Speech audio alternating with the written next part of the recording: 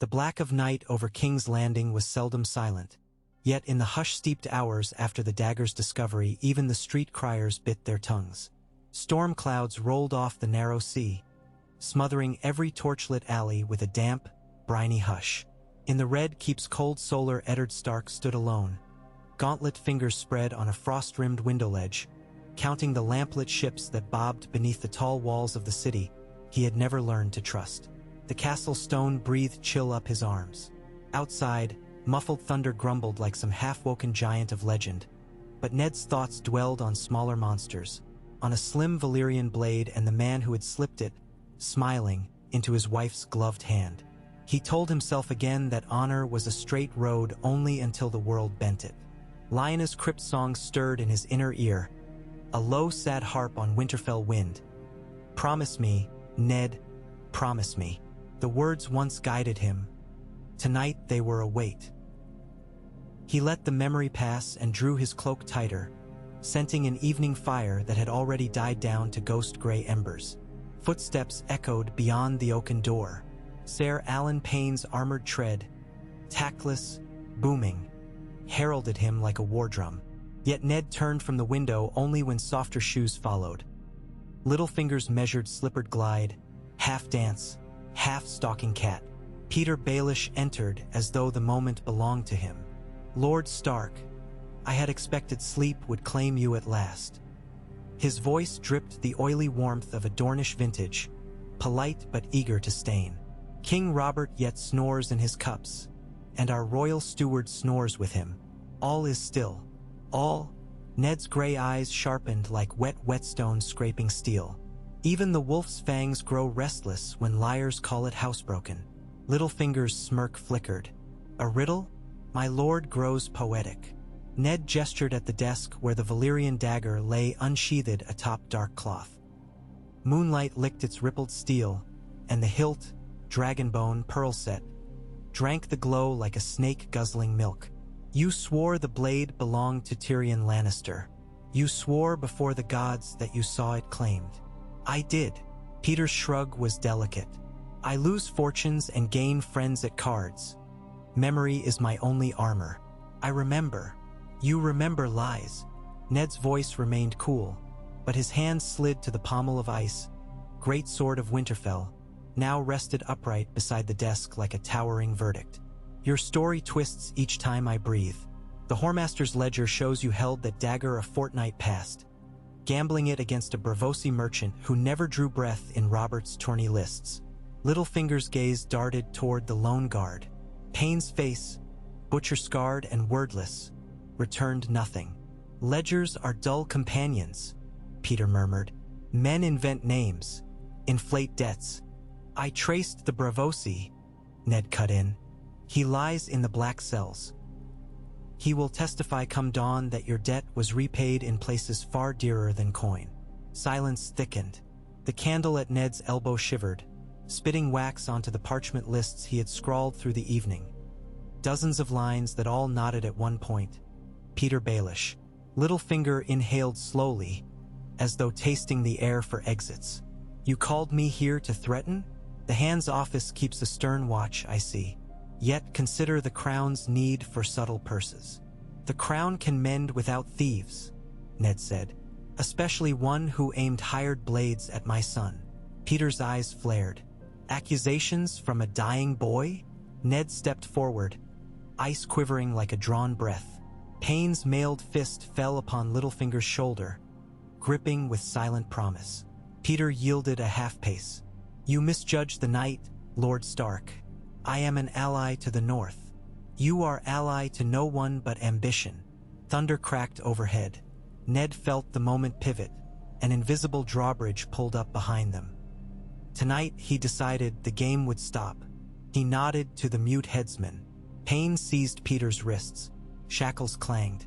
A high, astonished laugh escaped Littlefinger. Too sharp, too brittle. "You yest. Robert will. Robert will drink until the sun crawls over that wall," Ned said. "And when he wakes, he will find a man executed for plotting against the Hand and the realm. He may mourn briefly over wine, but he will not refuse justice." "Justice?" Littlefinger echoed, color draining. Or vengeance? Lord of icy honor? Ask yourself. Will Kat smile when you send her childhood friend to the block? Ned's stare did not waver. I promised Kat to guard her family. I did not promise to guard every boyhood fancy that grew into rot. Littlefinger's smile shattered. Vala Morgulus, then. Yet remember this. Who shall whisper in your ear when every secret in this den of vipers closes fangs on you? Secrets are coin. You spend me tonight, you pay interest in blood. Enough words. Ned gestured. Take him to the Godswood. They marched through chill corridors, torches guttering. Ned's breath steamed like forge smoke. Payne's white cloak rustled as he dragged the smaller man. Littlefinger tried once for the guard's sympathy. Sire, I can buy you land's gold. But Payne's severed tongue left no reply.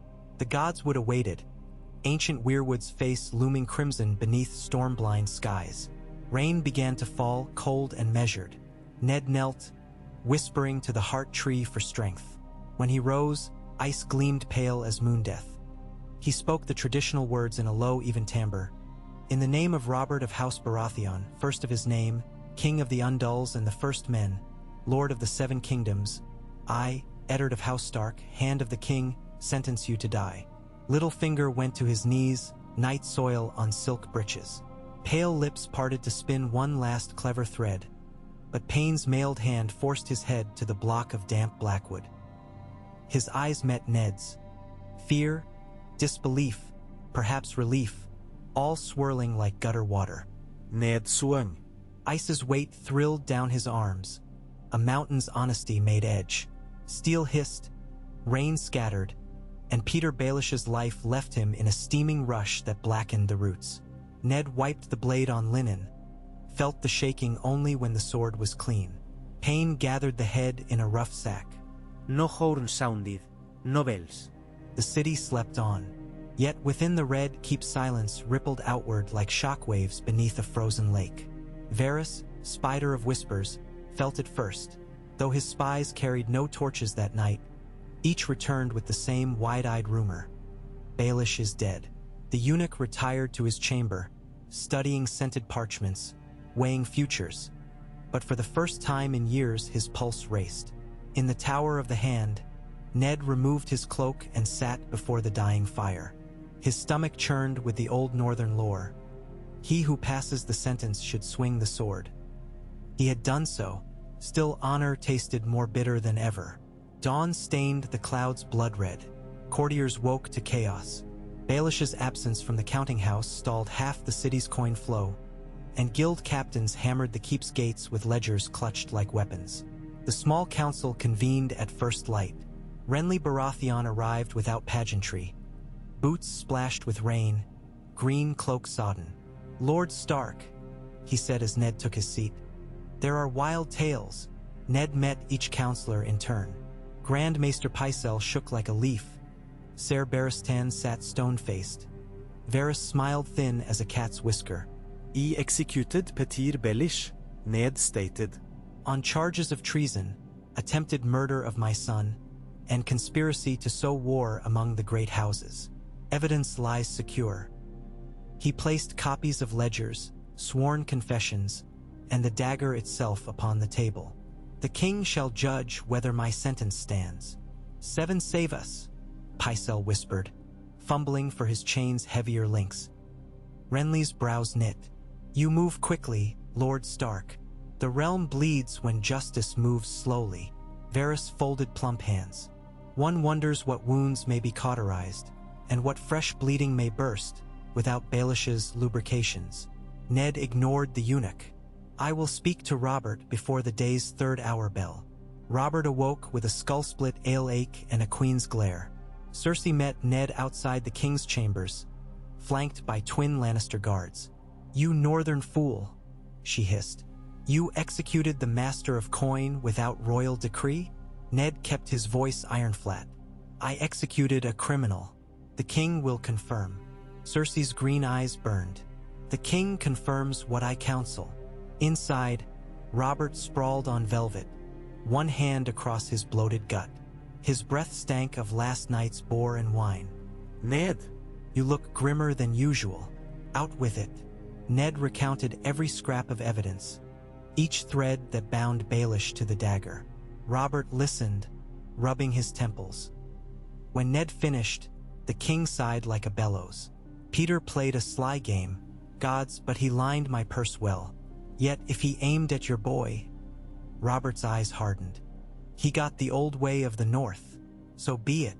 Cersei stepped forward, Silk whispering. "My king, Peter was our bridge to the Bravosi, to the Tyroshi bankers. Without him, then we'll build new bridges." Robert grunted. "I won't mourn a snake." Ned had cause. The queen's lips tightened. Ned saw war ignite behind her gaze. A wildfire starved but alive. That very hour ravens winged from the rookery, their missives stamped with the dire wolf and crowned stag together. The north learned first, then the Riverlands. At Winterfell, young Bran listened wide-eyed as Maester Luwin read the news. "Littlefinger executed?" Robb muttered. "Father must have had proof. But if he uncovered one plot, more may crawl from the shadows," Luwin warned. Catelyn, sailing upriver toward Riverrun under Tully colors, read her husband's letter thrice. Tears blurred words, not from grief for Peter. Those childish affections had faded long ago, but from fear for the fire Ned had lit. Southron courts were tinder, and Peter's corpse a spark. In the Vale, Lisa Arryn collapsed when her maids whispered the news. She raved that Ned Stark had murdered her champion. Sweet Robin shrieked until Maester Coleman dosed him. Ravens left the Eyrie by moonrise, their scrolls poison-inked. The hand betrays the Lord's declarant, the North hungers for power. At Casterly Rock, Lord Tywin read the same raven, silent as old granite. "What game ends one piece so soon?" he mused to Kevin. "See to our debts. The crown shall need coin." Across the narrow sea of politics, every ripple spread. The Iron Bank sent cold inquiries. The Tyrells sniffed opportunity. Doran Martell, behind Sunspear's latticed windows, smiled faintly. Littlefinger had once promised much to the Dornish if a Dragon Queen's girl should land in Westeros. That promise now lay headless beneath a northern sword. Within days, Varys reported 3 separate conspiracies to replace Baelish as Master of Coin. Each petitioned the Queen. Robert shrugged. Let Ned choose. But Cersei began courting the gold flow with honeyed letters east. Meanwhile, Ned tightened patrols at the city gates, rooting out sellswords hired in Baelish's name. Some bore mockingbird pins, some nothing. Under Payne's mute vigilance, cells filled. Small folk grumbled of curfews, yet many cheered the hand's iron. Sansa Stark, pale and frightened, sought news amid the murmur that Lord Baelish lost his head. She recalled Peter's kindly winks and was sickened. Arya spat that he deserved worse. Their father sat with them by the brazier, explaining that justice was cruel but necessary. In his face they glimpsed weariness deeper than southern wells. Nightfall on the 7th day after the execution brought fresh thunder, this time a thudding fist on the hand's door. Ser Jorah Mormont, returned from spying on the eastern docks, bore tidings. A Lannister outrider had galloped in at dusk carrying a sealed scroll from Casterly Rock. Ned broke the wax. The message within was curt. Lord Tywin requests audience regarding grievous financial disruptions caused by the unlawful execution of Lord Peter Baelish, valued agent of the Rock. Compensation demanded. Ned set the parchment in the hearth. Flames curled the lion sigil. "We answer with ledgers and steel," he said. By mid-moon, the royal treasury groaned. Tolls unpaid, harbor fees snarled. Coin that once flowed through Peter's nimble fingers now congealed. Ned appointed Ser Roderick Castle to oversee a northern-style audit. Honest but slow. Merchants howled. Gold cloaks seized fraudsters.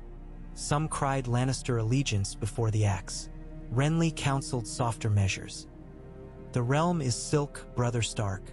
Tug one thread, 100 fray." 100 frayed long before I came south, Ned answered. On the 9th day, a raven from Riverrun. Ser Edmure captured a band of sellswords bearing lion banners near the Ruby Ford. Under questioning, they confessed to orders to stir the river lords against the hand. Threads, Ned thought, woven with hidden looms. That night, Ned sought solitude in the godswood. He knelt beneath black branches, rain pattering like thin drums on his cloak. "Father," he whispered to the old gods, "I have killed a treacherous man, but treachery multiplies. Show me the path." Wind moaned. In the silence after, Ned realized the path would not appear. He must cut it himself. He rose, resolved to dismantle every shadow Baelish had cast. The Ledger Project doubled its scribes. He summoned the great guildmasters, lowered tariffs for honest goods, raised them for Lannister wine and suspicious coin exchanges. The harbor thrummed anew. Cersei countered. She pressed Robert until he agreed to host a tourney in honor of Prince Joffrey's 12th name day. Lavish, wasteful, to drain coffers Ned struggled to write. But Ned seized on the moment, imposing entry fees high enough to refill the crown's purse and daring the queen to complain of padding the boys' celebration. Robert roared approval. Many knights arrived, banners bright under fretful skies. Among them rode Ser Jaime Lannister, golden and sneering. He greeted Ned with cool courtesy. Behind those green eyes something assessed every corridor, every guard change, every coin chest moving under northern command. Ned fortified his escort, yet refused fear. The tourney's first day glittered.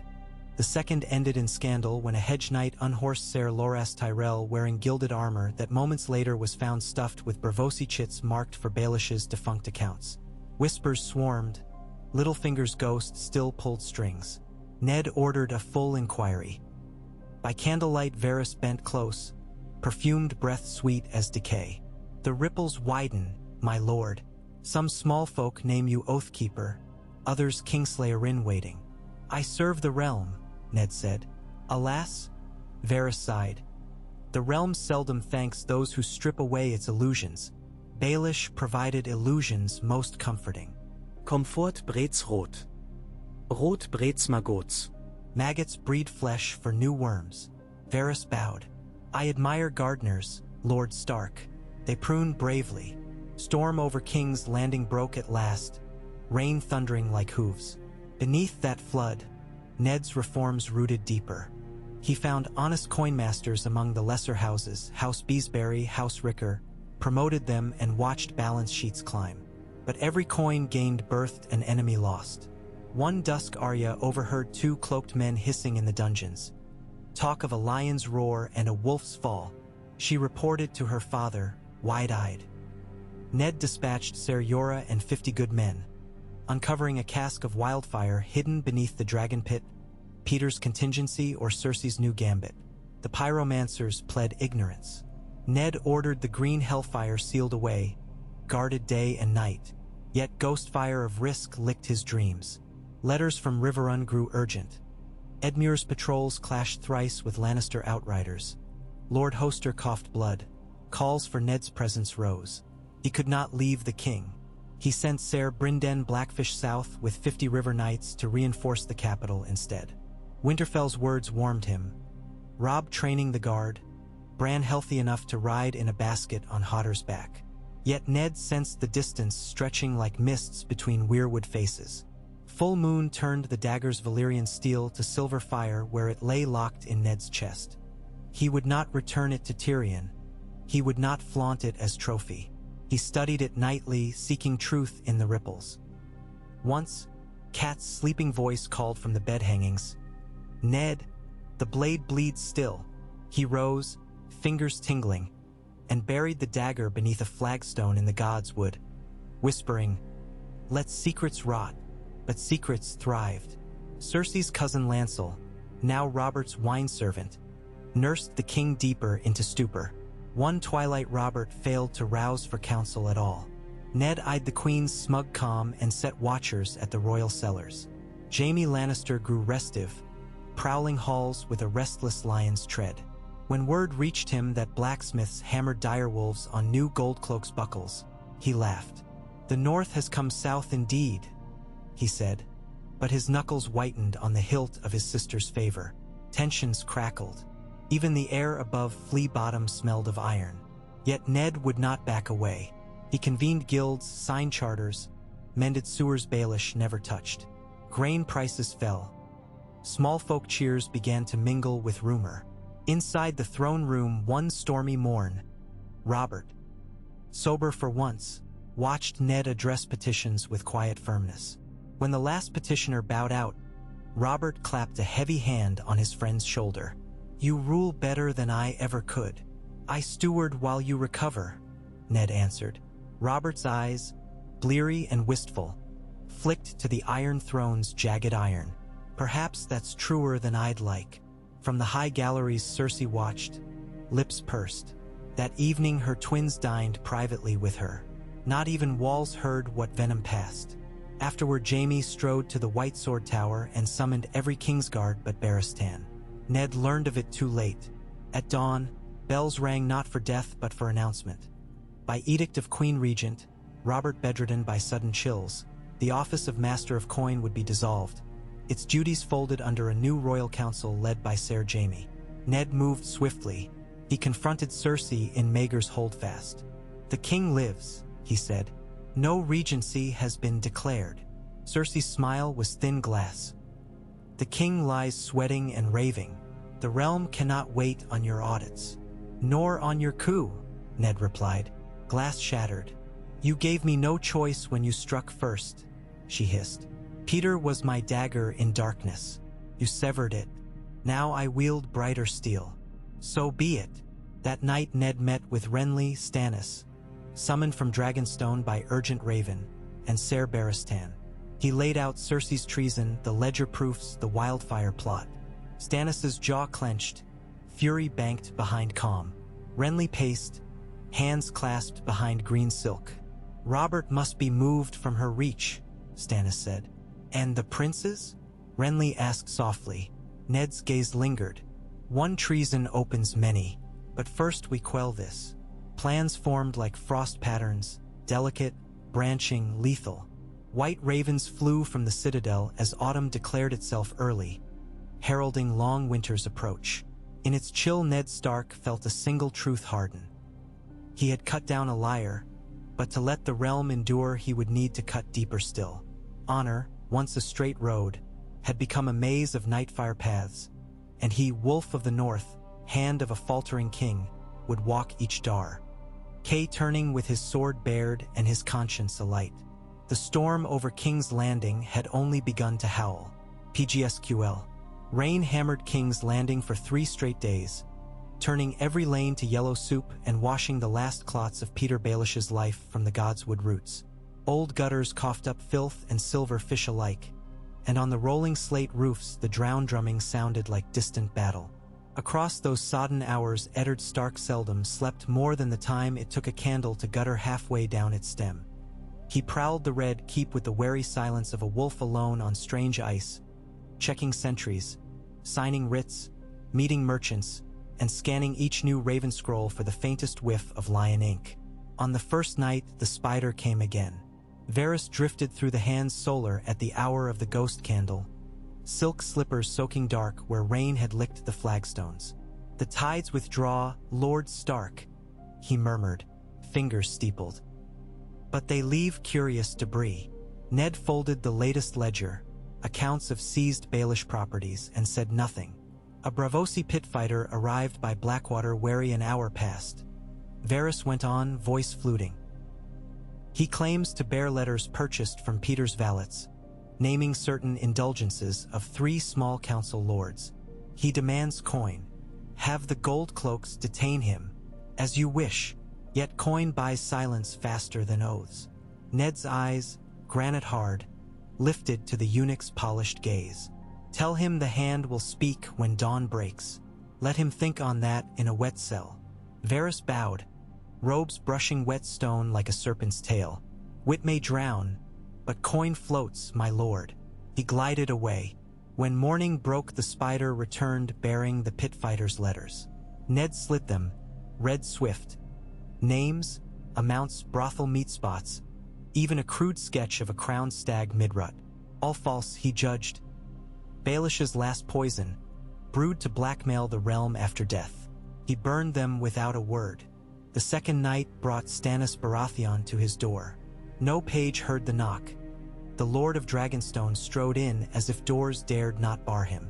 Sparse lamplight glimmered on his mailed shoulders. His gaunt cheeks looked carved of salt crystal. Stark. Lord Stannis. They appraised one another like veteran soldiers measuring range. Stannis's mailed fist thunked on the oak table. Baelish was vermin. You did as honor required. Yet the queen moves pieces still. She cannot stop what truth I bear. Stannis slid a folded parchment across the planks. Yellowed, edges cracked. The seal was broken already, stag and flaming heart entwined. Maester Crescent gathered proof of Joffrey's bastardy, Myrcella's, Tommen's. He died for it. I rode through night seas to place it in honest hands. Ned lifted the parchment, reading the lineage tables inked in a crabbed, precise script. Coal and ashes stirred behind his ribs. Robert's dark hair, the cubs of House Baratheon born flaxen gold. A pattern of seed and flower older than Maester Yondel's scrolls. You will tell Robert, Stannis pressed. You will remove the bastard queen, seat me his rightful heir, scour this nest of vipers. Ned laid the parchment down. Truth alone will not win the day, Lord Stannis. Robert listens poorly to lessons that wound his pride. Stannis's mouth twitched. Then bleed him if need be. He is king in name, drunkard in deed. Anger flared in Ned, quick as winter sun on snow. He is my friend. He is your liege, Stannis shot back, and Westeros bleeds for his weakness. He turned toward the door, cloak flaring dark as gannet wings. Tell him soon, if you fail, I sail for Storm's End and gather banners. None will say Stannis Baratheon shirked his duty. He left Ned alone with truth flickering like a hearth coal ready to burst into flame. Sleep finally claimed the hand in the small hours.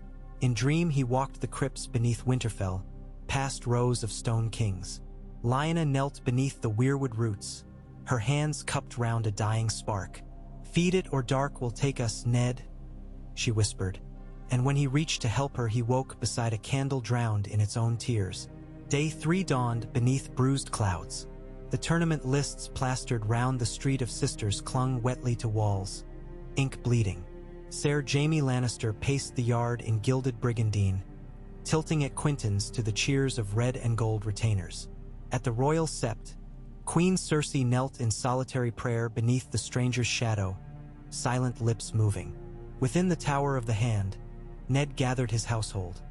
Ser Jorah Mormont, Ser Alan Payne, Vayen Poole, Harwin, Tomard. Jory Castle stood among them, his brow still stitched from Jaime's earlier swordplay but his voice steady. We tighten the city watch again, Ned ordered. Lion banners multiply. Any man wearing crimson without royal warrant is to be disarmed and questioned. Jory inclined his head. Commander Slint complains he lacks coin for extra patrols. Ned strode to the window, pointing toward muddy squares where gold cloaks leaned idly. He has men enough. He lacks will. Turning back, he met Payne's sunken eyes. Ser Alan choose 50 northern guards, trusted swords. They will patrol with the cloak of the hand. Payne, who spoke with steel not tongue, wrapped a gauntlet to his breastplate in assent. That afternoon, Renly Baratheon summoned Ned to Solar overlooking the rush. Wind whipped green velvet round Renly's tall form. Behind him the river rolled pewter under thunderheads. Our queen works mischief, Renly said without greeting. She has bid the High Septon crown Joffrey publicly on the morrow, an early ceremony, citing Robert's illness. Ned's jaw clenched. Robert still lives. Lies run quicker than ravens. Crown a boy in red keepsake linen. The mob will cheer. The lords will bend knees to spare their heads. Renly lowered his voice. I can spirit Robert from the city tonight. Loyal guards. Fast horses. You come with him. Leave the vipers to coil round an empty throne. Ned stared out toward the tower where Robert lay. Once, at Winterfell's harvest feast, Robert had boomed of dragons he'd slay and maidens he'd bed. Now he lay sweating under leeches, spirit bled by years of wine. Could he ride? Could he lead? Yet abandon him to the Lannisters and the realm might know a false king. I will think on it, Ned said. Renly's green eyes flashed frustration. Think swiftly. When Ned returned to his chambers, he found another raven, this one sealed with the trout of House Tully. Caitlin wrote in a steady hand.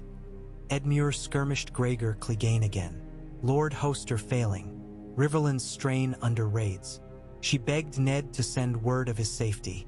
Reading her script, Ned felt the weight of distance heavier than his wolfskin cloak. He penned reply into night. Justice done, but storm ahead. Keep faith. Then he drew out Stannis's parchment once more. Each name scratched there seemed to float in lantern light, ghosting the walls. Joffrey Waters, Myrcella Waters, Tommen Waters. Bastards thrice over. And if he hesitated too long, bastards crowned. Before dawn, a shrill whisper woke him, steel rasping from scabbard inches from his throat. Ned rolled, hand finding dagger hilt. The intruder lunged. Moonlight flashed on narrow blade. Ice lay across the room. No time. Ned parried, twisting. The blade nicked his shoulder, heat blossoming beneath linen. He headbutted, heard brittle nose crack. They grappled, slipped in spilled ink and sand. The killer wore Butler's livery beneath nightcloak, face half-masked. Ned's knee smashed ribs. The dagger clattered. Then pain burst through the door, long sword humming. One clean cut opened the attacker's side. Blood hissed on rushes. As Pain stooped to bind Ned's wound, the hand ripped away the assassin's mask. A boy, no more than 15 summers. One blue eye, one green, hair shorn Lannister short. A sewn-in coin purse clinked with gold lions. Inside, a scrap of parchment. For the wolf.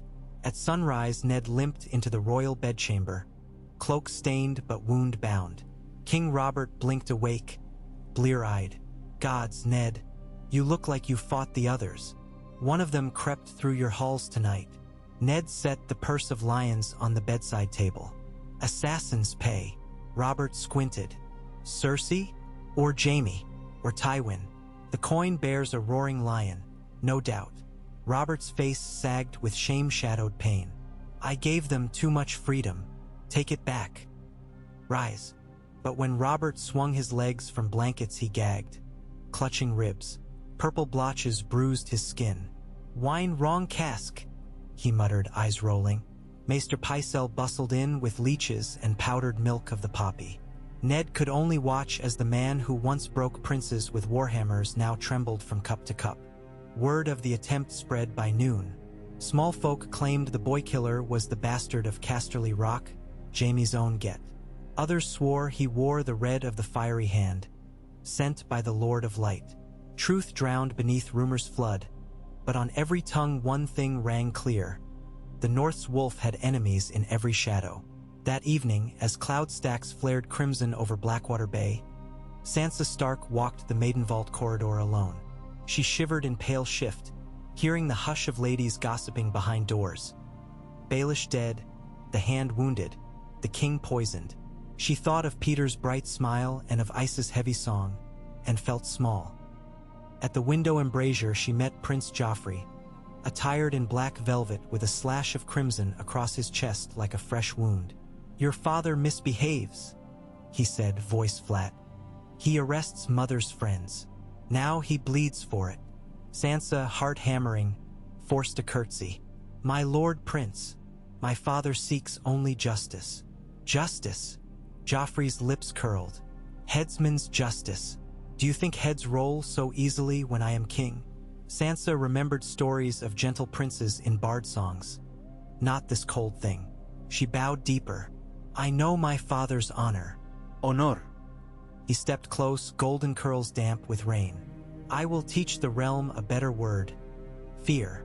With that he brushed past, leaving her breathing hard. She fled down carved steps to the small training yard where Arya practiced with the Bravosi, Syrio Farrell. Wooden swords clacked in the drizzle. Arya saw Sansa's tears and paused. What now? Sansa could only whisper, we must go home. She fled again before her sister could tease her. Arya stared after, uneasy. Sirio's dark eyes followed the direction of Joffrey's departure. The cat's shadow grows, he said. The mouse must learn speed. Arya trained harder that dusk, every block echoing like a hammer shaping destiny. Across the city, inside the Guild Hall of Alchemists, thin-robed pyromancers knelt before green-burning braziers, chanting over fresh-cast wildfire pots. Their keeper, Wisdom Haleen, scribbled tallies that would be sent. To whom? Few knew, fewer asked. But a shadow in Septon's robes watched from behind a carved pillar, eyes catching each spark with hungry light. Day 4 of the stormless lull dawned hot, the air tasting of copper. Cersei chose that morning to hold open court. 12 lords and 18 ladies sat upon velvet benches, summoned by Queen's writ. Ned arrived flanked by Jory and Tomard. Renly perched like a hawk on railing, Ser Barristan in white beside him. At the dais Cersei sat in Robert's throne, crown of deer antler filigree resting on a velvet cushion beside her. The throne itself remained empty, a throne for ghosts. Lords of the realm, Cersei began, voice echoing off soaring vaults. The king's health wanes. For the good of his people, I act in his stead until Maester Pycelle restores him.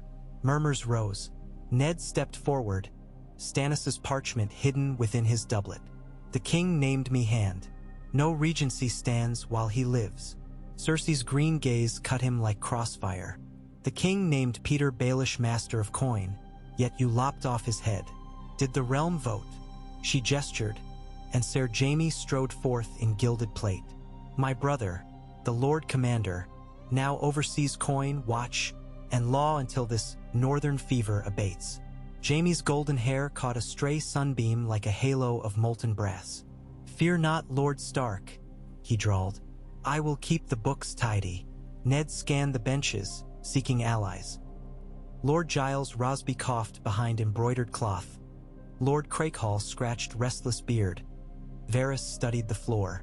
Only Renly met Ned's eyes, nodding slightly. Ser Barristan looked torn. This is no lawful council, Ned said aloud. The king's seal is not upon it. Cersei rose. If the wolf dares bare teeth in a lion's den, perhaps we should pull those teeth. Gold cloaks dotted the hall, but more wore fresh crimson sashes. Jaime's hand drifted to sword hilt. Ned's did the same. A breathless hush froze banners mid-flutter. Then iron doors boomed open. Stannis Baratheon stalked in, mailed boots echoing. Behind him marched Davos Seaworth and 4 men of the garrison of Dragonstone, shields blazoned with the crowned stag. Sister by law, Stannis said, voice iron rasp. You sit a seat not yours. Stand Azide. Cersei laughed soft. Brother by law, you smell of salt and smoke. Crawl back to your isle. Stannis ignored her. He lifted both hands, brandishing Crescent's parchment. Here lies lineage undeniable. Your children are not Robert's get. Gasps erupted. The parchment rustled like thunder amid hush. Jaime's sword hissed free. Ned shouted, Hol! But steel sang. Jory and Tomard rushed forward. Gold-crimson guards formed frantic wall. Blades struck marble, sparks like fireflies. In that chaos, Ser Barristan Selmy strode between lines, shouting for peace. One crimson cloak slashed at his helm, sparks flaring. White cloak blade knocked it aside. Movement blurred. Jaime lunged at Stannis, sword tip spearing parchment, tearing. Davos darted, short sword raised. Ned threw himself between, parrying Jaime's second strike. Ice met lion steel with clang that shook ribs. Squires screamed. Ladies fled. Above, ravens startled from window slits beat wings in wild gyre. When the clash ended, scarce 30 heartbeats later, blood spotted marble. Ser Boros Blunt nursed split wrist. A crimson guard lay moaning with gut opened. Jaime breathed hard, blade's edge nicked. Ned's shoulder wound crimsoned afresh through linen. Stannis still gripped half-torn parchment. Cersei stood, cheeks white as bone. Renly spoke first. The hall is no field of honor. We must separate. Cersei's voice rose, shrill steel. The king's peace is dead while traitors wave forgery. Stannis barked. Forgery? Your own father's seed lies in those brats' veins. Let any maester test their hair, their blood. Enough! Ned's roar boomed. He stepped forward, ignoring pain. We will bring this before Robert at once. If any truly serves the king, they will let him judge. Cersei's lashes flickered. As you say, she whispered. Then she turned and swept from the hall. Jaime followed, glance lingering bloody upon Ned's shoulder. In the hush that followed, Varys glided to Ned's side. Swift waters become rapids, my lord. Paddle wisely. Ned only clenched Ice's grip. Prepare gurney. We take Robert before sunset. Yet when they reached Robert's bedchamber, Pycelle met them wringing hands. My lords, the king, he worsens. Fever rages. Moving him may kill him. Ned's jaw nodded. Better die ruling than live drugged. Alas, Pycelle sighed. The leeches. Ned strode to the bedside. Robert lay thrashing, lips cracked. Purple blotches spread like spilled ink on pale char. Sweat pooled in hollows of neck. He muttered name after name, Lyanna, Ned, wine. Ned pressed cool cloth to his brow, heart tunneling inward. Robert, he murmured, hear me. Your queen crowns your bastard son on the morrow. Wake. Eyes fluttered, blue pupils beneath yellow-tinged scara. Robert rasped, Lyanna? Ned. Cold. So cold. Ned bowed his head. I will hold the realm for you. But in that moment he knew the realm was slipping beyond any man's hold. He left Pycelle with strict order. No potion not tasted by the hand's own men. Ser Alyn stationed at doorway. Then Ned limped back to his solar. Stannis awaited, pacing. He dies, Stannis said flatly. We must strike now. Ned poured water into silver goblet. Strike whom? The queen? The boy? The realm bleeds enough. It will bleed more when lions reign. Ned drank, water coppery with his own blood from bitten tongue. We need calm. Gather lords loyal to Robert. Present proof. Force regency until heir is named. I am heir, Stannis snapped. Proof must breathe before claim. Stannis slammed mailed fist on map table. You still dream honorable endings. Vik, stark. Baelish died, yet his snares survive. Cut deeper or be caught. He stalked out, leaving Ned staring at the pinprick rivers on the map like veins of a dying giant. He lifted the leather-wrapped dagger that once aimed at Bran, weighing choice. Cut deeper. The steel gleamed red in lamplight, as if already drunk on royal blood. Night fell. Ned summoned Renly, Ser Barristan, Varys, and the Lord Commander of the City Watch, Janos Slynt. They met in candle glow round the very table where Baelish once spun silken lies. At dawn, Ned began, the Queen intends to place Joffrey upon the throne. The king lies poisoned. We will declare a regency, present proof of treason, and hold the throne for lawful heir until Robert recovers or until. Renly nodded. Barristan's jaw tightened, but he bowed. Varys sighed softly. Janos Slynt scratched his beard. How many men stand with you, Lord Hand? 500 northern guards, 200 city watch sworn true, and Dragonstone's men under Lord Stannis. Slynt's eyes gleamed calculating. Gold cloaks number 2,000, but coin keeps them fat. Baelish's purse fed us well. Ned slid a small chest across. Inside, stark silver stags glittered. Feed them better. Slynt grinned, snapping it shut. They'll cry the king's will, he said. Whose king depends who pays. He saluted and left. Varys followed after a bow like bending wax. When door shut, Renly exhaled. Slynt is a snake with thicker scales than Baelish. Snakes choose warm stones, Ned answered. I will be warm enough, yet inside cold gnawed. Barristan spoke. If the queen's treason stands, the Kingsguard must act. But 7 swear swords to the throne, not to the council. Command us wisely, Lord Hand. Ned met the old knight's eyes.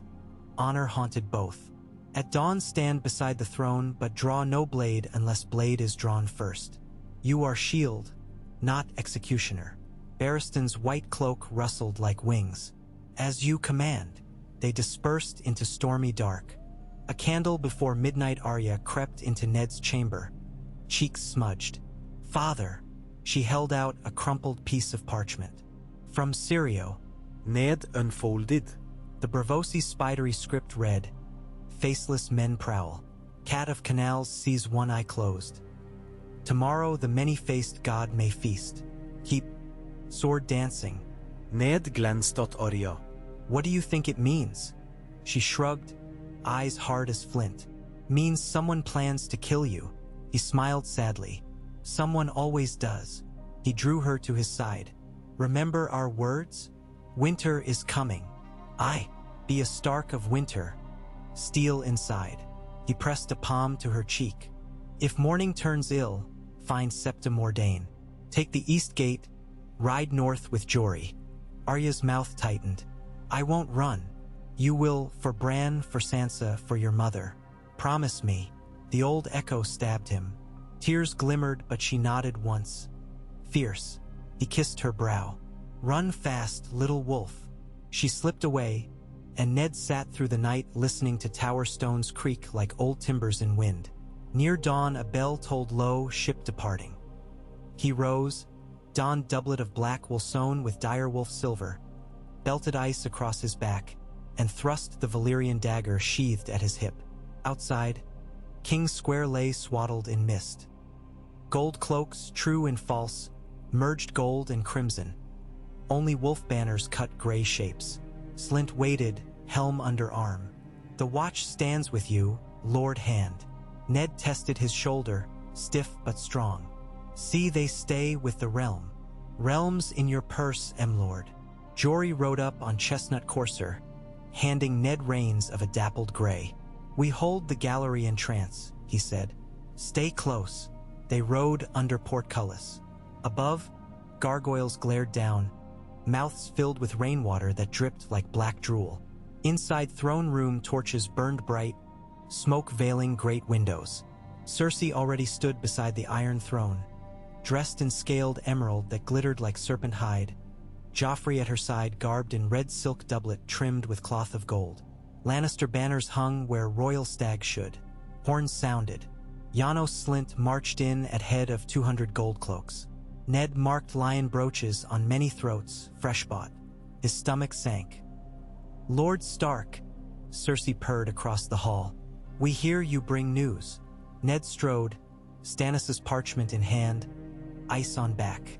In King Robert's name, I charge you with treason. Guards, seize the queen and her children. Silence. Gold cloaks shifted. Eyes looked to Slint. Slint cleared throat. In King Joffrey's name, seize the traitor. Blades rang out. Nedspun, sjokkfloding. Slint's men advanced, pikes leveled at northern guards. Crimson lions grinned. From gallery Jaime leapt, sword high. Jory shouted, parrying. A storm of steel erupted. Wolf against lion, gold cloak against gold cloak. Ned drew ice. The world narrowed to silver arcs and screams. He fought toward the dais, Stannis' parchment fluttering forgotten. Two cloaks lunged. Ice split one helm, bit collarbone of the next. Slint ducked behind shields. Ned saw Tommer drop beneath spear thrust. Blood sprang. Harwin lost ear to axe. Jory reached Jaime, blades flashing like lightning. Jaime's skill blazed parry, riposte, spin. Jory's sword clanged away. Lion's blade punched through mail at his throat. Jory sagged, life misting scarlet. Ned roared, barreled forward, but Goldcloak swarmed. Poleaxe cracked his wounded shoulder. Pain blinded. He stumbled, ice wrenched from grip. Pike haft slammed knee, he felt a stone. Slint's boot pressed his chest, blade at throat. Cersei descended throne steps, skirts whispering. Behind her, Joffrey smirked. You play the game poorly, Stark, Cersei whispered. Littlefinger bled long to teach me its rules.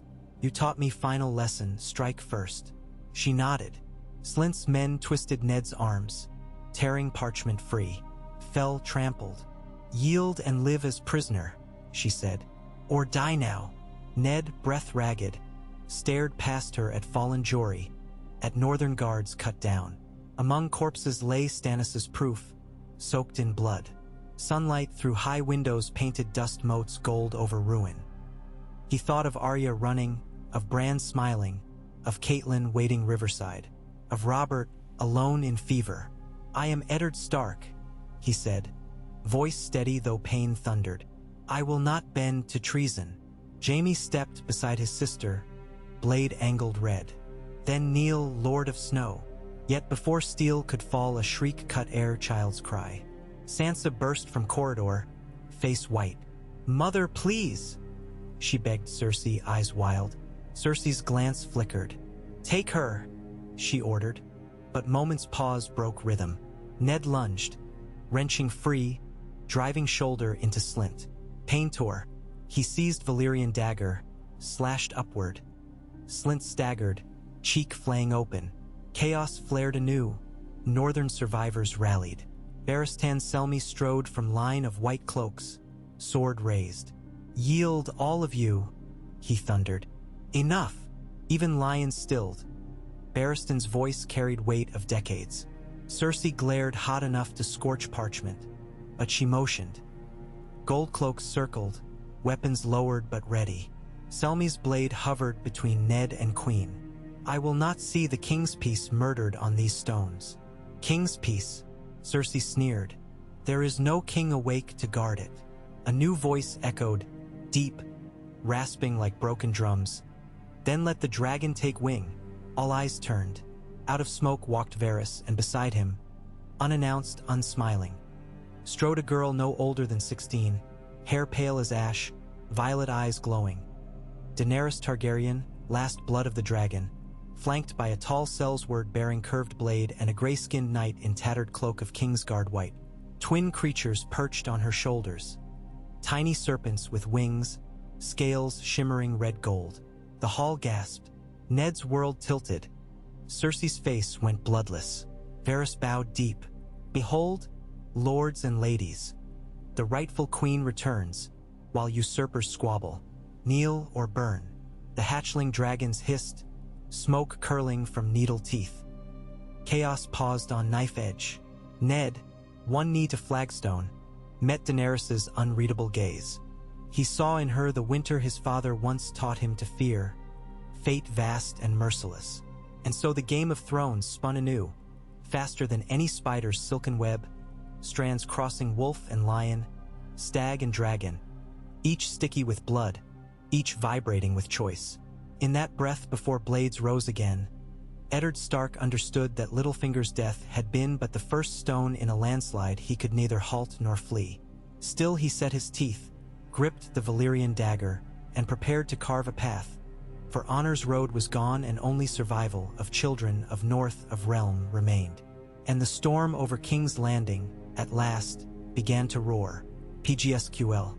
Smoke curled beneath the rafters of the throne room, tasting of charred wool, hot steel, and the sulphurous whiff of hatchling breath. The air shimmered with heat, though no torch blazed brighter than before. The two scaled whelps upon Daenerys Targaryen's shoulders exhaled wisps of ruddy fire that crackled between needle teeth before fading to sparks. A hush stretched so taut it threatened to snap the marrow of every kneeling courtier. In that silence Ned Stark heard only the hammer thud of his own heart and the faint patter of blood dripping from the edge of ice to puddle at his knee. Across the space, Cersei's jade eyes never left the dragons. Jaime's sword arm trembled, for the first time Ned could remember, in cold recognition of a power he could not match with gilded arrogance. Daenerys did not raise her voice. She let the sudden hush carry it. "Westeros has forgotten fire," she said, Valyrian lilt coiling round each word. "I have brought its memory home." She looked from Ned to Cersei as though weighing two blades on a balance. Who will stand aside and who will burn? Varys stepped half a pace behind her, fingers steepled beneath voluminous robes. His smile was thin, but his eyes glittered with terror and something like triumph. To Ned the spider murmured, "I give you, Queen and Storm Reborn. If the realm is to survive the lion's wrath and the wolf's mourning, it must have a dragon." His whisper carried further than he likely wished. Jaime barked a raw laugh, a sound scraping the bottom of a dry well. "A hatchling and 2 lizards," the Kingslayer scoffed, though sweat threaded his brow. "You'd need 10,000 more to win this city." A dragonling the color of deep wine hissed and spat a bead of fire toward him. Jaime flinched as it burst on the flagstones in a snap of sparks. The scent of singed silk drifted from the hem of his cloak. He masked the twist of startlement with a sneer, but his knuckles whitened on his sword. Ned pushed to one knee, rough breath sawing at his ribs. His world shrank to triage. Keep his men alive, keep the city from drowning in a blood tide, keep the North from losing its head. Daenerys' sudden arrival had turned a grim certainty. His own death to save his daughters, into a table of new variables, each knife-edged. Honor had broken beneath subtler weights. Now reality itself bent beneath dragon wings. He forced himself to think not as a Stark taught on cold truths, but as the castellan of a realm unbalanced. The key lay in seconds, choices, tone. He wiped blood from his brow, straightened, and sheathed the Valyrian dagger at his hip. Rising, he lifted both hands, palms empty, voice low but echo clear. "Your Grace," he said to Daenerys, tasting how unnatural that title felt on his tongue. "The Iron Throne is more than a chair. It is winter's promise and summer's harvest. It is bread and justice. Suppose we speak before steel decides everything." He met her eyes, violet depths eerily calm, pleading not for mercy but for time. Cerces lo grand lo. "Do you beg dragons now, Stark? I thought northern men bowed only to old gods carved in dead wood." Ned ignored her. The queen's jibe felt small against the weight of the two living myths perched upon Daenerys' shoulders. He knew stories. Bran had devoured them by hearthfire, yet stories did not shiver the air with heat or cast amber light across cold iron. He saw the hunger in Cersei's gaze, the calculation in Jaime's. They were gamblers eyeing scorching dice. But he also saw fear, and fear, he reminded himself, could be bargained with. Renly, from the side gallery, took sudden courage in the pause. He called out, "My lords, my ladies, our realm cannot weather fresh war. Dragon or no, we stand upon a ridge above chasm. One wrong step and all houses plunge." His voice steadied as he went, younger Baratheon charm warmed by genuine dread. He faced Daenerys, arm outstretched in courtly flourish. "Your Grace, accept parley. We will escort you to a council chamber where grievances can be set quill to parchment, not blood to stone." Daenerys regarded him. The dragons shifted. One crawled across her collarbone, claws pricking pale skin. "Parley," she echoed. "My brother spoke that word in the wine alley of Pentos and believed the crown would simply fall atop his head. It did not. Crowns are taken." She raised a delicate hand. Tiny flames guttered between her fingers, snuffing as swiftly as born. "Yet I know the taste of needless slaughter. Blood spilled in Meereen taught me to weigh a life heavier than a throne's jewel." She tipped her chin at Ned. "You, Stark, allowed your sword to judge a venomous serpent. Perhaps you will test steel against dragons, but I would spare your cubs." Sansa's sob cracked the silence.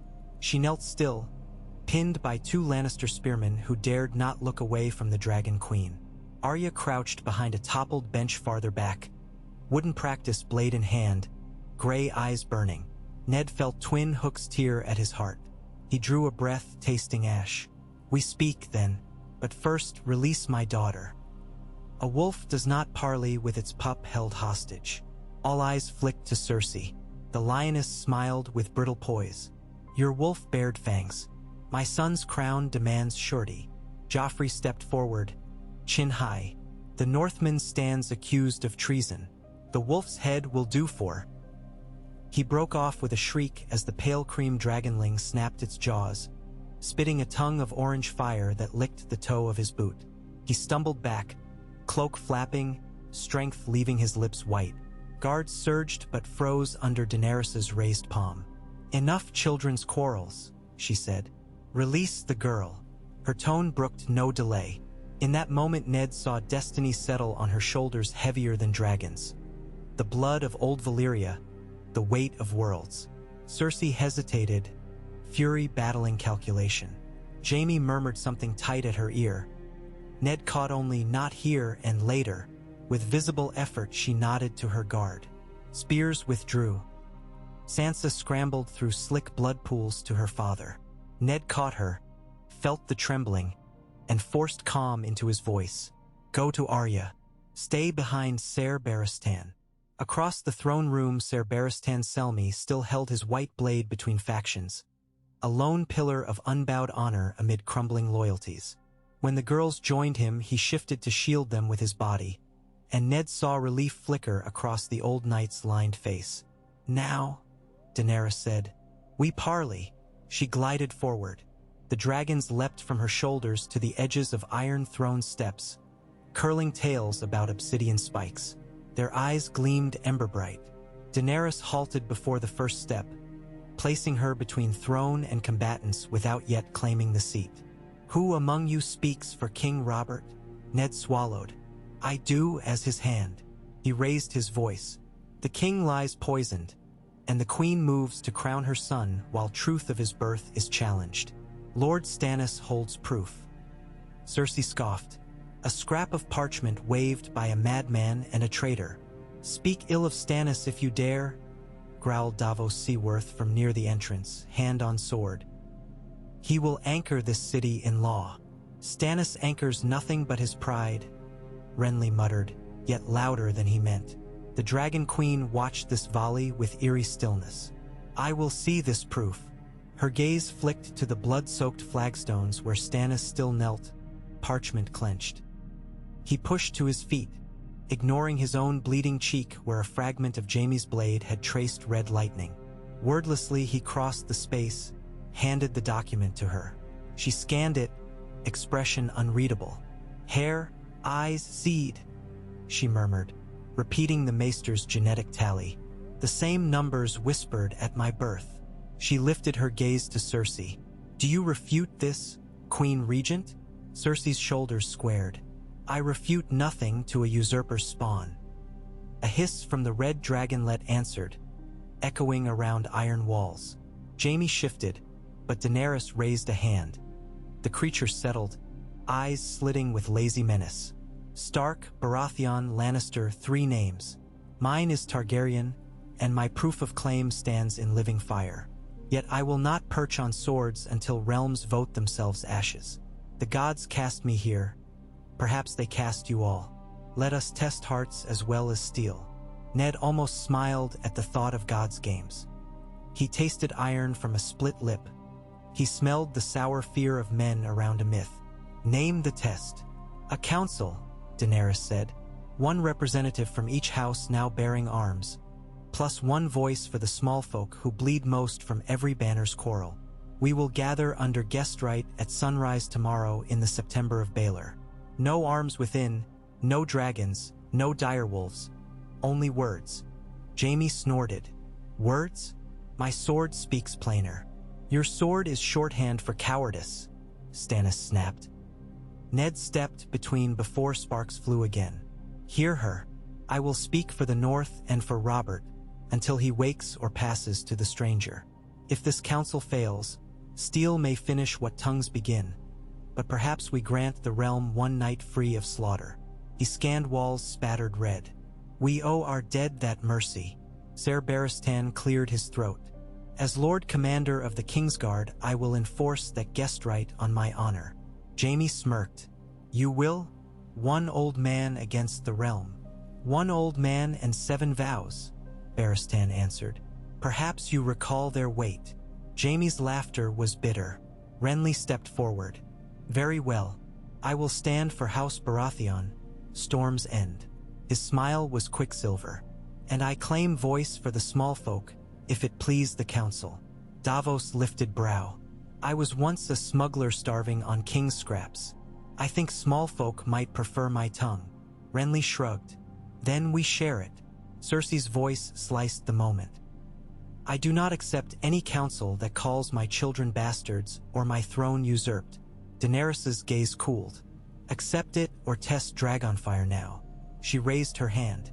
The red whelp fanned wings. Heat shimmered. Ned saw Cersei's mask crack for half a breath. She nodded a single jerk. Tomorrow, then. The Dragon Queen dipped her head in acknowledgement. So let it be written. She turned, gathered the dragons, and strode from the hall with Varys gliding behind. The Sellsword, A towering pale-haired man Ned later learned was Dario Naharis, flanked her with insolent ease, while the ragged knight in tattered white cloak ushered a path through stunned courtiers. As soon as they vanished, chaos resumed at lower pitch. Guards dragging wounded aside, pages scurrying, whispered arguments humming. Ned knelt by Jory Castle's body. The young man's eyes stared glassy at the vaulted ceiling where smoke still lingered.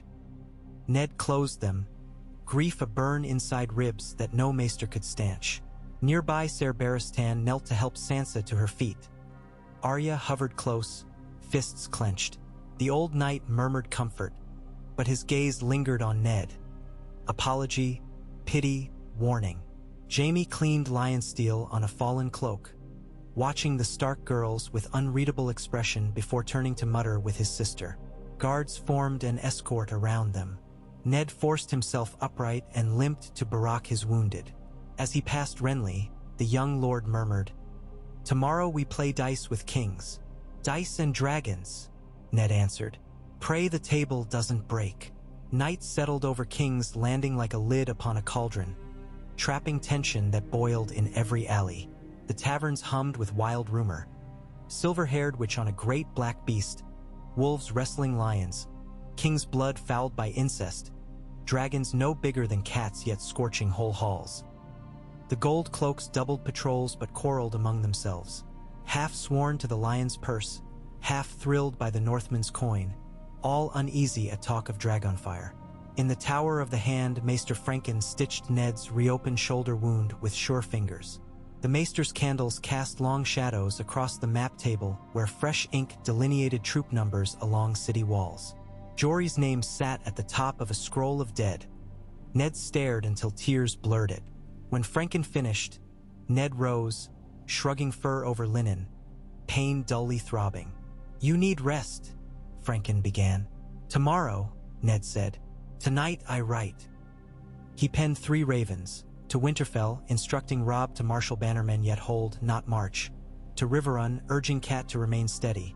To the Eyrie, asking Lisa, for the love she once bore Cat, to recall the bonds between Tully and Stark and send knights to guard the innocence of King's Landing should siege break. He sealed each with gray wax. Then he sat before the dying hearth, staring into embers until footsteps sounded. Ser Davos entered, hooded. "Lord Stannis asks your counsel." Ned followed to a small chamber beyond Ven Varys's secret ears. Stannis stood at a narrow window staring at the haloed moon. A red-robed woman waited beside him, Melisandre, her eyes flames behind ruby choker. Ned stiffened. He'd heard tales of the Red Woman across the narrow sea, whispers of Shadowborn murder. Davos stood guard outside as door closed. Inside, Stannis spoke. "Tomorrow's council is folly. Cersei will poison the wine or bring hidden daggers. We should strike tonight while dragons sleep." He tapped finger on a rough map of the city. "I have men near the mud gate ready to open it. A swift assault can seize the Red Keep. The queen dies before dawn." Ned felt old weariness flood his sinews. "And the small folk who burn between? And my daughters?" He shook his head. "I will not trade one butcher for another." "Butcher?" Stannis's eyes flared. "Justice. The crown belongs to me. I will not yield it to bastards or dragons." "If your claim is right," Ned said, "the council will see reason." "Reason?" Melisandre's voice glided, smooth as warm oil. "Men are reeds. The fire god shapes them by flame or lets them break." She stepped closer, eyes luminous. "The night is dark and full of terrors, Lord Stark. Choose the Lord of Light's champion and fear nothing." "I have my own gods," Ned answered, harsher than intended. Stannis set jaw. "Think on it." He opened the door, dismissed Ned with curt nod. In hall's gloom, Ned exhaled. Another blade at his throat, this one wreathed in smoke and prophecy. He returned to his chamber to find Arya sitting cross-legged on table, needlepoint absent, wooden practice blade across her knees. "I can't sleep," she confessed. He ruffled her hair. "Nor I." They sat in silence broken only by distant thunder of restless city. After a while she said, Sirio told me the first sword of Bravos bows to no king, only to death. Ned sualud. Death bows to no one either. She frowned. Would you bow to the Dragon Queen? I bow to the realm's peace, he said quietly. Peace sounds like chains, she muttered, but leaned against him. He wrapped arm round her, and for a brief whisper of time they were simply father and child listening to Uneasy Night. Dawn crept behind greenish mist. The bells of Baylor September told a summoning note. Not for wedding nor funeral, but for council the realm would remember in Ledger of Days as the Day of 10 Claims. The city stirred.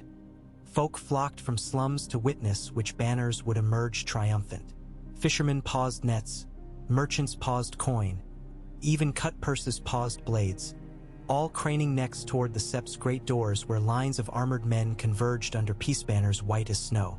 Ned rode beside Ser Barristan and Ser Davos, 6 Northmen behind, unhelmed to show trust yet eyes sharp.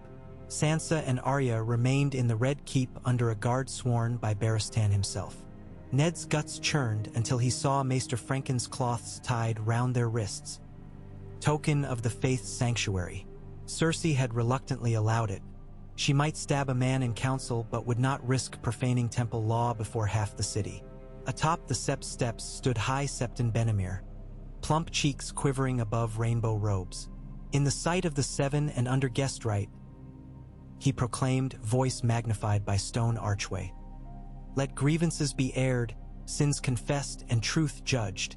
They entered cavernous interior scented by beeswax and rose oil. Colored light from towering panes painted marble floor in hues of dawn.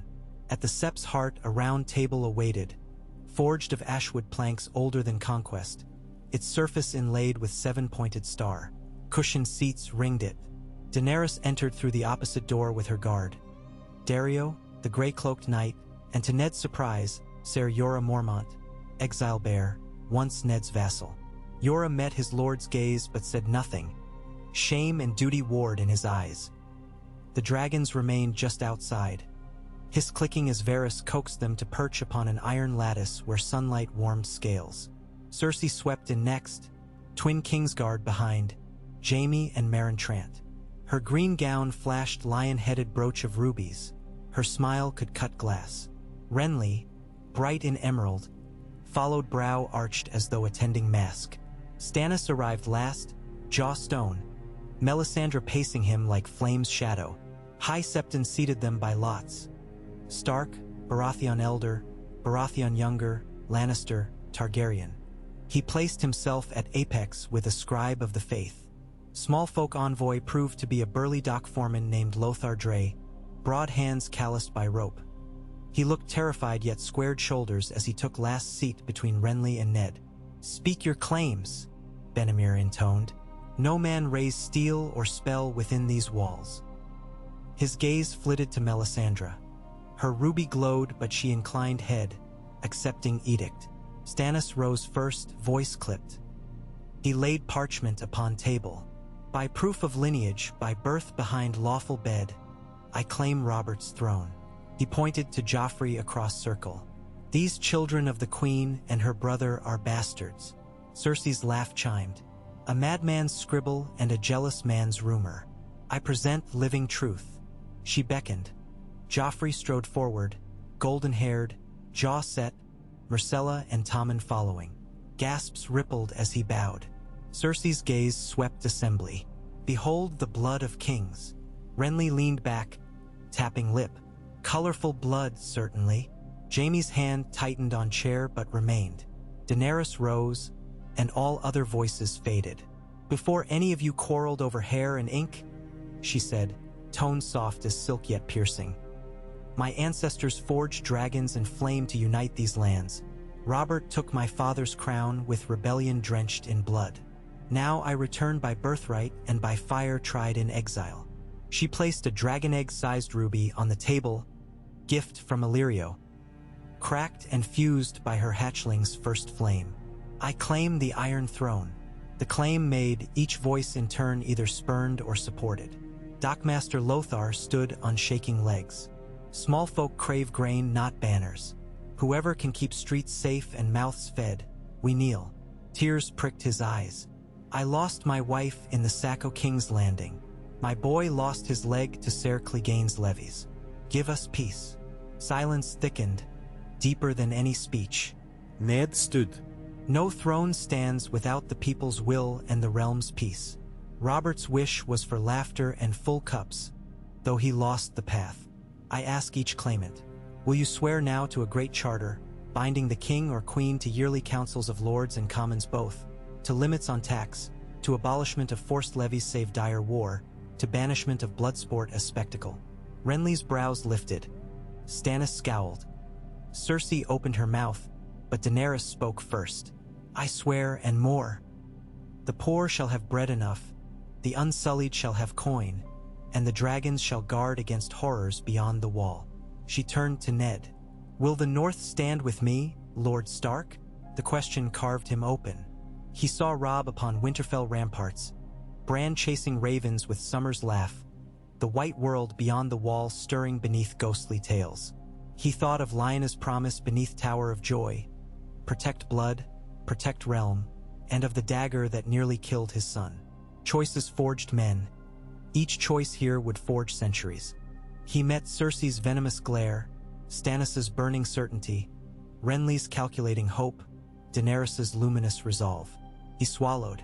The North will stand, he began, every breath of his life trembling on that word. With whoever binds the realm in just peace and protects it from shadow and snow alike. My sword is sworn to Robert until his death. Should he fall, the charter must guide us. He placed ice across the table, flat, its length shining half the star's radius. I pledge this steel to that charter, whichever crown signs first.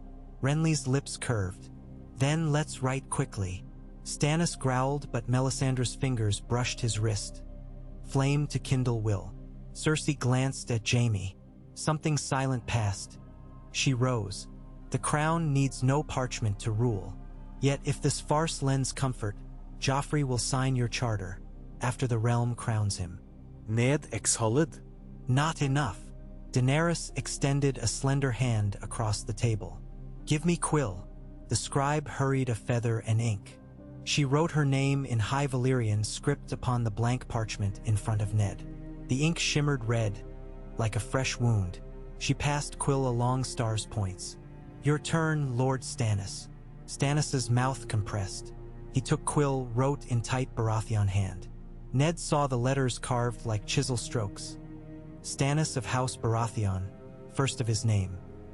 He slid quill to Renly. The younger brother twirled, signed with flourish. Small folk envoy scrawled mark. All eyes fell to Cersei. She stood above them, chin lifted. I will take no part in this sedition. She strode toward doors. Jaime and Meryn rose to flank her, steel scraping marble. Benemir's voice thundered. Under guest right, no man quits council until verdict reached. Jaime paused, mouth twisting. Try and hold a lion in a henhouse. He kicked a bench aside and walked on. Barristan Selmy, stationed behind Ned, stepped forward into Jaime's path. Príncipe, Sir Jaime. If you break guest right, the seven alone may judge you. His voice cracked rare sadness. Do not come to that. Jaime's eyes flickered, pain or memory, but he shoved past. Meryn followed. Cersei reached door threshold and froze as flames barbright erupted across archway. Melisandre's ruby blazed. Her voice intoned unknown words. Fire wound upward like molten rope, sealing exit. Panic rippled.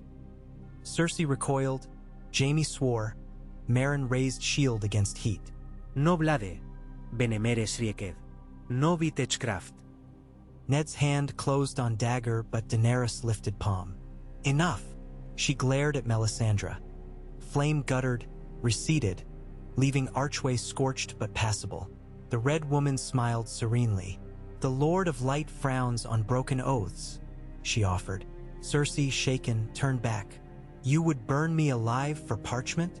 I would burn this city if you doom it, Daenerys replied, voice soft and terrible. But sign and walk free. Cersei's breath shuddered. She stared at Joffrey, fear now plain in his eyes, and at the courtiers crowding behind. The city outside roared rumor like surf. Within the sept, time itself seemed imprisoned by fear of flame. At last Cersei stepped to vacant seat, snatched quill, and carved her name. For now, she spat. Ned released breath he did not know he held. The charter lay signed by 5 hands.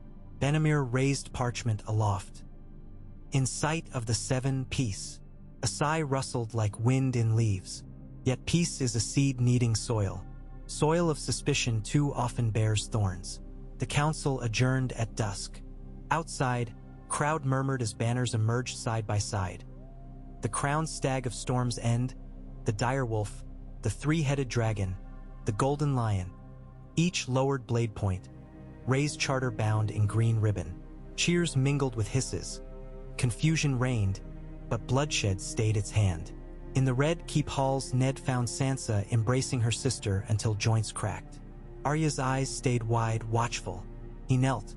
"We live another day." He kissed their brows. "Prepare to ride north soon. War or peace, Winterfell must not stand empty." "And you?" Sansa asked, voice small. "I remain until Robert's fate is clear." That night Daenerys summoned him to a balcony overlooking Blackwater Bay. Braziers cast soft glow on her silver hair. The dragonlings sprawled at her feet like sleepy cats. "You spared King's Landing years of fire today," she said. "Or postponed it," Ned answered. She studied him. "This charter. Do you trust lions to honor ink?" "No," he admitted. "I trust people to remember ink when swords raise. It buys time." Time for what?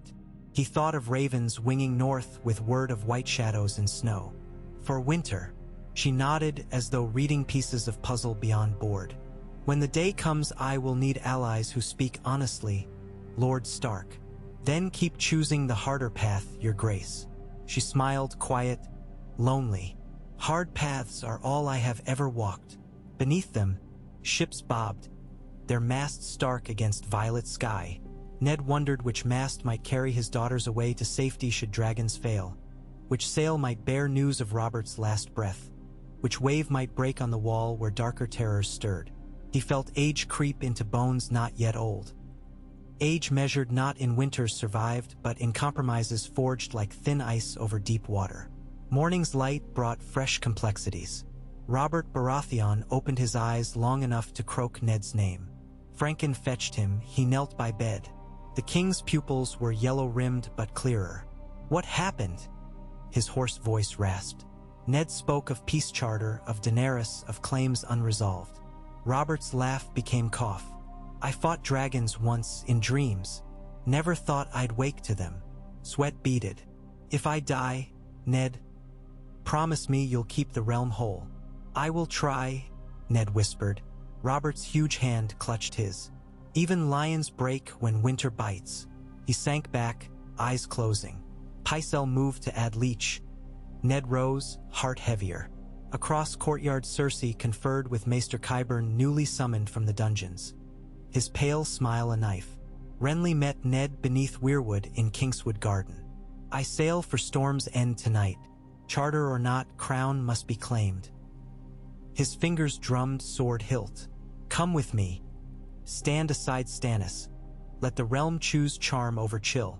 Ned shook head. "I swore to guard Robert, and you both carry his blood. Settle this by counsel, not war." Renly's grin faded. "Counsel is only swordplay with tongues. Charm and chill can't share a crown." He strode away, green cloak whipping. At midday Stannis departed the city by secret east gate with Melisandre and a ragged host. Charter signed but ambition unquenched. Ned watched dust rise, wondering which harbor's shadow he would next see that banner. Daenerys remained in a manse on the Hill of Rain, Varys's gift, dragons growing by hour, scale brightening. Rumor said smiths had begun forging new chain of office bearing 3-headed dragon beside crowned stag for a council that might yet rule together. In the Tower of the Hand, Ned penned new letters. To the Night's Watch begging for news, to Jon Snow across that cold wall, to every maester note of charter. Words were arrows they could pierce across years. That night stars glittered crisp over capital momentarily quiet. Ned stood on battlements above Blackwater, wind tugging cloak. Below, ship lanterns gleamed. He thought of Lyena's voice. Promise me. He had promised the realm stability, but promises mutate. He closed eyes, praying to nameless gods of north and south alike that tomorrow's dawn would not break on wildfire or dragon flame. Behind him, faint footsteps.